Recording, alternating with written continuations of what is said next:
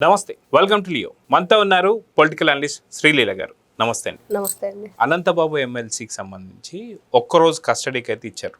అయితే ఆ కస్టడీలో కూడా అడిగిన ప్రశ్నలకి ఎటువంటి సూటి సమాధానాలు అయితే ఎక్కడ కనిపించలేదు. ఆఖరికి తను వాడుతున్నటువంటి ఒక మొబైల్ ఫోన్, ఐఫోన్ ఏదైతే ఉందో, ఈ ఫోన్కి సంబంధించి పాస్వర్డ్ కూడా మర్చిపోయానని చెప్పేసి అంటున్నాడు. అంటే ఎలా అంటే దీని మీద తెగ ట్రోల్స్ అవుతున్నాయి. అంటే ఆ పాస్వర్డ్ ఓన్లీ కాల్స్ మాట్లాడేటప్పుడు మాత్రమే పాస్వర్డ్ గుర్తొస్తుందా, మిగతా టైంలో గుర్తు రాదని. అంటే ఇంత బరి తెగించి గుర్తు లేదు, తెలీదు, మర్చిపోయానని చెప్పడం, అది మొబైల్ ఫోన్కి సంబంధించిన పాస్వర్డ్ కూడా మర్చిపోయానని చెప్పేసి అనడం. వాళ్ళ సతీమణి వచ్చేసి లక్ష్మీ దుర్గా గారు, ఆవిడేమో అసలుకి నా ఫోన్ నా పేరు మీదే లేదు, ఆ సిమ్ కార్డ్ నా పేరు మీద లేదు, ఇది నాది కాదని చెప్పేసి మాట్లాడడం. సో ఇంత బరి తెగించినటువంటి మాటలు మాట్లాడుతుంటే వీళ్ళకి ఎలాంటి ట్రీట్మెంట్ ఉండాలని చెప్పి మీరు కోరుకుంటున్నారు? ఇక్కడ వైఎస్ఆర్సీపీ పార్టీ వాళ్ళందరూ కూడా ఇదే పనిలో ఉన్నారు. అందరూ, వీళ్ళిద్దరనే కాదు, ప్రతి ఒక్కరు చూడండి ఫోన్ లేదంటారు. జగన్మోహన్ రెడ్డి గారికి ఫోన్ లేదు, చెప్పాలంటే ఫోన్ లేదు, ఫోన్ నెంబర్ లేదు, ఈమెయిల్ అడ్రస్ ఉండదు, ఆయనకి ఇంటి అడ్రస్ కూడా లేదు చివరికి. మరి ప్యాలెస్లన్నీ ఎవరి పేరున ఉన్నాయో మరి ఆయనే చెప్పాలి. మరి ఇంత విచిత్ర ధోరణిగా ఉన్న వీళ్ళందరినీ ఏం చేయాలి? నిజంగా ఎలాంటి ట్రీట్మెంట్ ఇవ్వాలి వీళ్ళకి? అంటే అరికాలు కోటింగ్ అని, లేకపోతే ఇంకోటని, మొన్న అంబటి రాంబాబు ఏదో ఒక విచిత్రంగా ఒకటి చెప్పాడు, నాకు ఈ విధమైన కోటింగ్ ఇచ్చారు, ఈ విధంగా ప్రవర్తించారు పోలీసులు నాతో అని. మరి అలాంటి ట్రీట్మెంట్ ఇవ్వాలా? ఏ విధంగా వీళ్ళ నోటి వెంట నిజాలు బయటకు వస్తాయి? అంటే వీళ్ళందరూ కూడా పైకి మేమేదో రౌడీలం, ఏదైనా చేస్తాం మా జగనన్న కోసం అని చెప్తారే తప్పించి పిరికి పందలు అనేది ప్రజలు ఈ రోజున ప్రతి ఒక్కరు అదే మాట్లాడుకుంటున్నారు.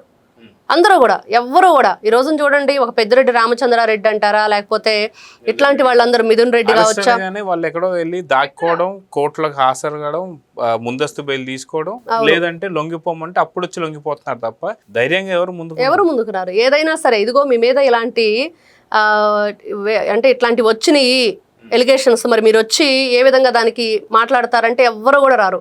ముందస్తు బెయిల్కి అప్లై చేయటం, ఒక లాయర్ని పెట్టుకొని వెంట తిరగటం, ఎక్కడ అరెస్ట్ చేస్తారని కలుగుల్లో దాక్కోవటం, ఇది వీళ్ళ పరిస్థితి.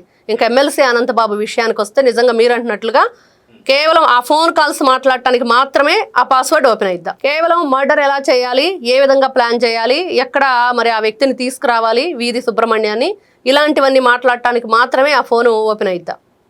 ఇద్దరు భార్యాభర్తలు కలిసి, ఎక్కడైనా భార్యాభర్తలు కలిసి మంచి పుణ్యకార్యాలు చేస్తారు, మంచి మంచి కార్యక్రమాలు చేస్తారు, పూజలు పురస్కారాలు ఇట్లాంటివన్నీ కూడా, యజ్ఞాలు యాగాలు చేస్తారు. కానీ ఇద్దరు కలిసి మర్డర్ చేశారంటే మనకు అర్జున్ సినిమా గుర్తొస్తుంది. మహేష్ బాబు చెల్లెల్ని ఆ సినిమాలో ప్రకాష్ రాజు, సరిత ఇద్దరు కూడా భార్యాభర్తలుగా ఉంటారు. సేమ్ ఈ రోజున వైఎస్ఆర్సీపీ పార్టీలో ఒక జగన్మోహన్ రెడ్డి భారతిరెడ్డిని చూసినా, లేకపోతే ఎమ్మెల్సీ అనంతబాబుని వాళ్ళ భార్యని చూసినా ఎవరు గుర్తొస్తున్నారు అంటే అదిగో అర్జున్ సినిమాలో మహేష్ బాబు చెల్లెలకి ఇచ్చిన అమ్మాయి అత్తగారు మామగారు గుర్తొస్తున్నారు. అదే క్యారెక్టర్ని వీళ్ళు రియల్ లైఫ్లో చూపిస్తున్నారు. ఎందుకంటే అంత ఘోరంగా అతని వంటి మీద ఎన్ని గాయాలు ఉన్నాయి, ఎంత కిరాతకంగా చంపారు. చంపిన తర్వాత డోర్ డెలివరీ ఇవ్వటమే కాకుండా ఆ రోజున తల్లిదండ్రుల్ని భయభ్రాంతులకు గురి చేయటం, వాళ్ళ తమ్ముడిని ప్రాణాలతో బ్రతకనివని చెప్పటమే కాకుండా ఈ రోజుకి కూడా మళ్ళీ బెయిల్ మీద బయటకు వచ్చి ఒక ఖైదీగా ఉన్న నువ్వు ఒక నరహంతకుడివి. మరి ఒక నరహంతకుడు చేయాల్సిన పని ఏంటండి? మళ్ళీ సాక్షులను బెదిరించి వాళ్ళని డబ్బులకి ఏ విధంగా మరి ఇచ్చేసి వెంటనే వాళ్ళని కూడా చంపేస్తాను, మీ శవాలు కూడా ఉండవు అని చెప్పి చెప్పటం. ఏ విధంగా చూడాలి? మళ్ళీ ఈ రోజున చూస్తే ఒక్కరోజు కస్టడీ.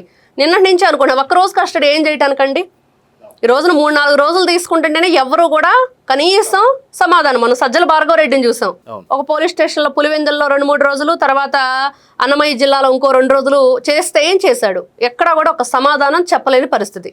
మరి ఈ రోజున ఇతని విషయం కూడా ఒక్క రోజులో ఏం చెప్పిస్తారు?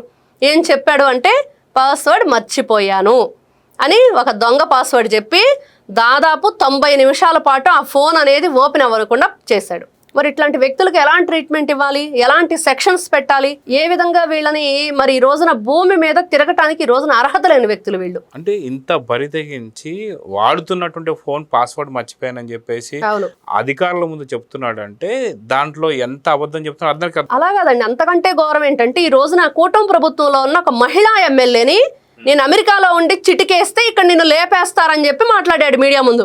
ఎందుకు కేసు నమోదు చేయలేదండి ఈ కూటమి ప్రభుత్వం? ఎందుకు అంత ఉదాసీనంగా ఊరుకుంటున్నారు? ఆ మహిళ ఒక ఏదైతే ట్రైబల్ సంబంధించిన ఆవిడ, మరి అట్లాంటి ఒక మహిళని, సాధారణమైన మహిళ అయితే మనం అనుకోవచ్చు ఓకే అతను మాట్లాడాడు, మహిళ పట్ల ఈ విధంగా ప్రవర్తించాడంటే వెంటనే ఆవిడ వెళ్ళి కేసు పెట్టేది. గిరిజన మహిళ కాబట్టి మరి ఈ రోజున చూస్తే ఒక ఎమ్మెల్యేగా ఉన్న వ్యక్తిని ఇలా మాట్లాడాడంటే ఎలా రియాక్ట్ అవ్వాలి, ఎలా కేసు నమోదు చేయాలి, ఏ విధంగా ఆలోచించాలి? ఎమ్మెల్సీ అనంతబాబు గురించి జగన్మోహన్ రెడ్డి మాట్లాడు, వాళ్ళ పార్టీ వాళ్ళు మాట్లాడరు, కానీ వీళ్ళు మాత్రం అంతకుముందు చూసాం ఎవరైతే వల్లభనేని వంశీ ఉన్నాడో మరి అతను కూడా సత్యవర్ధన్ అనే వ్యక్తి తనేనని, తను మా ఇంటికి వచ్చాడని సీసీటీవీ ఫుటేజెస్ చూపించినా కూడా చివరికి ఎక్కడా కూడా ఒప్పుకోని పరిస్థితి. అవునా నాకు తెలియదు, నా కార్లు ఎన్ని ఉన్నాయి, కార్ నెంబర్లు ఏంటి, ఫోన్లు ఎన్ని యూస్ చేస్తున్నాడు, సిమ్లు ఎన్ని యూస్ చేస్తున్నాడు కూడా చెప్పలేని పరిస్థితి. అంటే వైసీపీకి సంబంధించినటువంటి ఒక పొన్నవల్ సుధాకర్ గారు కూడా ఆయన మాట్లాడుతూ ఏమంటున్నారంటే ఏ కార్లో తీసుకెళ్లారు, బ్లాక్ క్రెటా కార్ అని చెప్పేసి మాట్లాడినప్పుడు దాని నంబర్ ఇది అన్నప్పుడు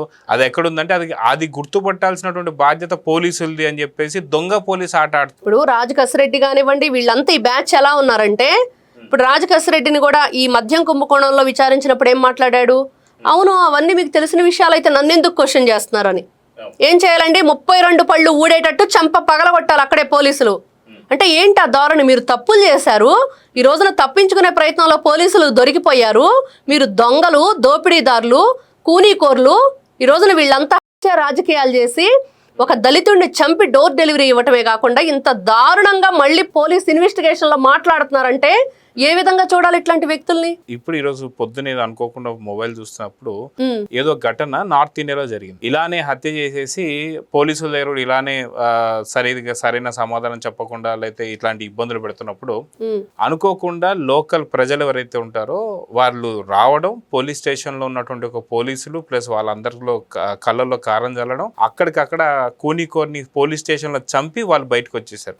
దొమ్మి అయిపోయింది. సో ప్రజలు ఆగ్రహిస్తే ఎలా ఉంటుందంటే మొన్న మధ్య మనం చూసాం అంబటి రాంబాబు ఇంటి పైన జరిగినటువంటిది జరుగుతుంది. సో ఇలాంటివి జరిగేదాకా వీళ్ళు ఇలాంటి సమాధానం చెప్తారా?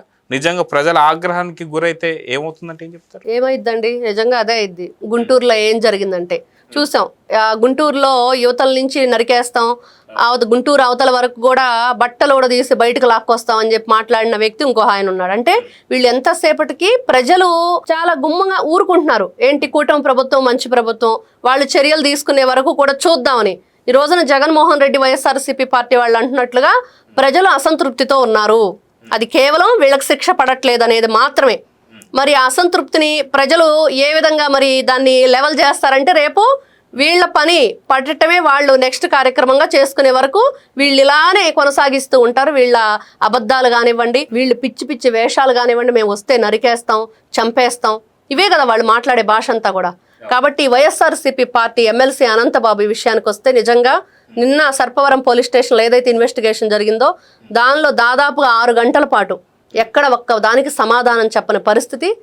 సమాధానం అంటే సమాధానం చెప్పకపోయి ఊరుకున్నా పర్లేదు, కానీ ఇలా అబద్ధాలు చెప్పి దొంగ పాస్వర్డ్లు ఇచ్చేసి ఖచ్చితంగా ఈ రోజు దీని మీద ఏ విధంగా మరి స్పందిస్తారు? ఇప్పుడు సుబ్బారావు గారు, ముప్పాళ్ళ సుబ్బారావు గారు లాయర్గా ఉన్నారు, ఆయన డే 1లోనే చెప్పారు, ఖచ్చితంగా ఎవరైతే ఈ వీధి సుబ్రహ్మణ్యం కుటుంబం ఉందో ఆ కుటుంబానికి ప్రభుత్వం నన్ను లాయర్గా నియమించింది, వాళ్ళకి న్యాయం చేసే వరకు నేను పోరాటం చేస్తానని. చూసాం ఇప్పటి వరకు ఎమ్మెల్సీ అనంతబాబు అరెస్ట్ అయిన తర్వాత ఖచ్చితంగా ముప్పాళ్ళ సుబ్బారావు గారు కష్టపడి పనిచేస్తున్నారు, ఆయన న్యాయం వైపు నిలబడుతున్నారు, న్యాయాన్ని నిలబెడతారు అనేది కూడా ఈ రోజున మనకి భరోసా కనిపిస్తుంది. కాబట్టి ఖచ్చితంగా ఎమ్మెల్సీ అనంతబాబు నిజం కక్కిస్తారు పోలీసులు. ఈ రోజు నువ్వు పాస్వర్డ్ చెప్పకపోతే ఏంటి? న్యాయస్థానాలు ఉన్నాయి, ఖచ్చితంగా నీలాంటి వాళ్ళని వదిలిపెట్టకూడదు. ఫోరెన్సిక్ పంపిస్తే వాళ్ళు ఓపెన్ చేసి ఇస్తారు, ఖచ్చితంగా అన్ని వస్తాయి. ఈ రోజు నా గతంలో చూసాం, ఒక రాజకసిరెడ్డో ఇంకొకరో లేకపోతే వెంకటేశ్వర నాయుడు ఆయన ఫోన్ ఓపెన్ చేయకూడదని ఆయన భార్య చేత కేసు వేయించారు. ఈ రోజున దీంట్లో వేయించడానికి భార్య కూడా నిందితురాలుగా ఉంది, ఎందుకంటే భర్తతో సహా నిందితురాలు ఆవిడ కేసు, ఆవిడ ఫోన్ కూడా మరి ఓపెన్ చేయాలి. కాబట్టి ఇవన్నీ కూడా వీళ్ళు ఎన్ని రకాల జిత్తులు మరి వేషాలు వేసినా పోలీసులు వీళ్ళ ఎత్తులకు పై ఎత్తులు వేస్తూ కోర్టును ఆశ్రయించి ఖచ్చితంగా వీధి సుబ్రహ్మణ్యం ఒక దళిత డ్రైవర్ కుటుంబానికి న్యాయం జరిగేటట్లు చెయ్యాలి అన్నది ఈ రోజున ప్రజలందరూ కోరుకుంటున్నారు. చూద్దాం, ఖచ్చితంగా ఎమ్మెల్సీ అనంతబాబు అండ్ లక్ష్మీ దుర్గ గారు ఎవరైతే ఉన్నారో వీరిద్దరికి కూడా అతి తొందరలో అరెస్ట్ కాబోతున్నారు, జైల్లో ఉండబోతున్నారు. ఖచ్చితంగా మొబైల్స్ లో సంచలన నిజాలు బయటపడబోతున్నాయని చెప్పితే విషయం తెలుస్తుంది. సో చూద్దాం జరగబోతుంది. నమస్తే. Please subscribe to Leo news for more videos.